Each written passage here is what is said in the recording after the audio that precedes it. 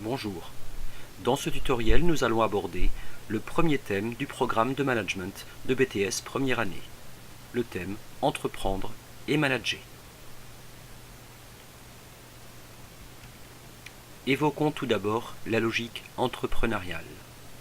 Pourquoi peut-on dire que Steve Jobs ou Bill Gates sont des entrepreneurs? Un entrepreneur est un créateur qui prend des initiatives. C'est quelqu'un d'audacieux, qui aime le risque. C'est un visionnaire qui se projette sur le long terme. C'est un indépendant, quelqu'un d'autonome, de persévérant. Et c'est un gestionnaire qui devra gérer des ressources humaines et matérielles. Observons à droite quelques caractéristiques d'un entrepreneur. On retrouve la notion de risque, de créativité, de confiance en soi, d'adaptation, de passion, d'organisation. Quelles sont donc les compétences de l'entrepreneur?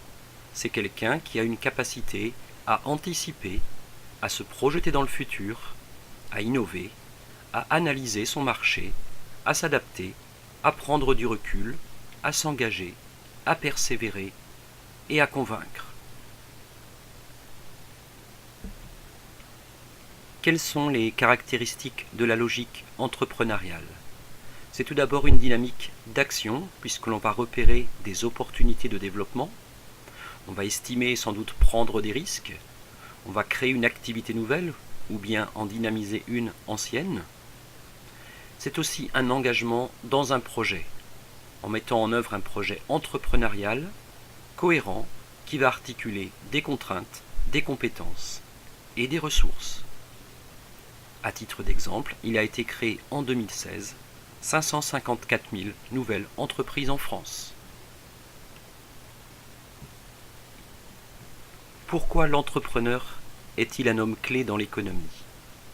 On retrouve ici l'auteur autrichien Schumpeter et le concept de destruction créatrice.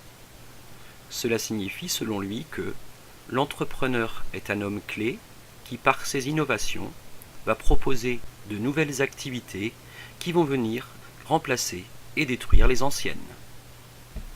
Ainsi, l'entrepreneur crée de l'innovation, il crée aussi des emplois pour lui-même et pour les autres, il crée de la richesse dans l'économie et participe à une dynamique de croissance dans le pays. Étudions maintenant le processus de création d'entreprise. On va partir tout d'abord d'une idée, puis réaliser une étude du marché, évaluer les besoins et les ressources nécessaires, réfléchir au financement, choisir le statut juridique et après le lancement, il faudra comparer les résultats avec les objectifs qui avaient été fixés.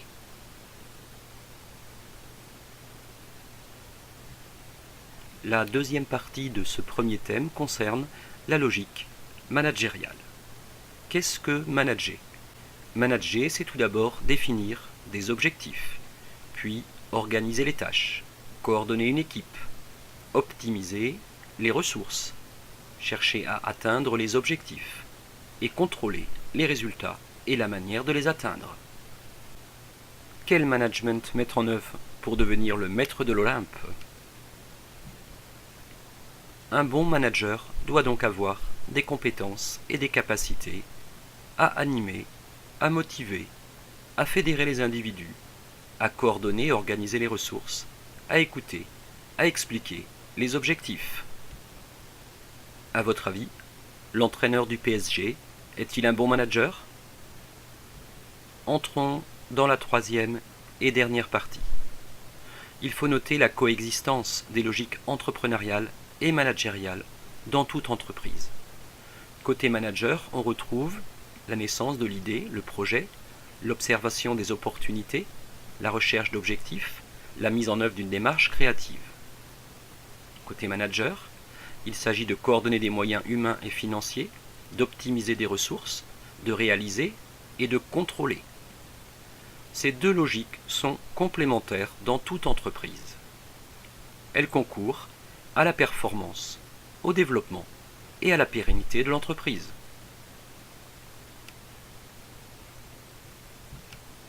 Abordons pour conclure les auteurs, les concepts et les mots-clés cités dans ce premier tutoriel. Entrepreneuriat, il s'agit de l'action de créer ou de développer une entreprise, de mobiliser des ressources humaines, matérielles, dans la perspective de dégager un profit. Innovation, il s'agit d'une amélioration radicale ou seulement incrémentale. L'innovation peut porter sur les produits, les procédés, elle peut être organisationnelle ou concerner le marketing. Le management, c'est un processus qui consiste à mobiliser les ressources et à coordonner les efforts d'un groupe pour atteindre les objectifs fixés. Dans ce premier thème, l'auteur qu'il nous faut mémoriser est Joseph Schumpeter, autrichien, avec le concept de destruction créatrice. Selon lui, grâce aux entrepreneurs, de nouvelles activités économiques apparaissent, faisant disparaître les anciennes.